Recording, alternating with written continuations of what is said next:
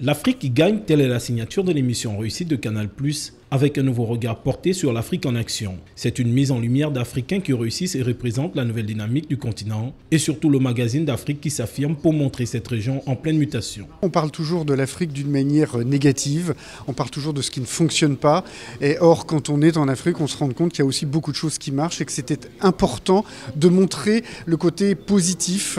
Il y a sur tout le continent africain des patrons qui ont envie d'investir, qui ont envie de gagner des marchés, qui sont performants, et il faut les aider, il faut montrer ce qui fonctionne. Ça ne nous empêche pas dans cette émission de garder un regard critique et de dire aussi ce qui ne va pas, mais globalement cette émission c'est une Afrique positive et une Afrique qui marche.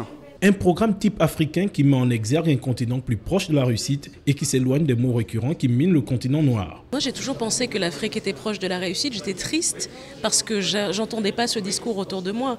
J'aurais jamais accepté une émission comme ça si je n'avais pas l'intime conviction qu'on est un continent en marche et qu'on est un continent d'avenir. Je suis sûre que cette émission va servir au moins d'exemple, comme j'ai pu le constater moi quand j'ai commencé à travailler à la télévision française. J'ai reçu un nombre incalculable de mails, de coups de fil, de jeunes gens qui me disaient « Ah oui, en fait, c'est possible ». Le Gabon constitue la première étape délocalisée de cette émission à l'occasion du New York Forum Africa et plusieurs émissions sont attendues pour vendre au mieux un Gabon qui gagne.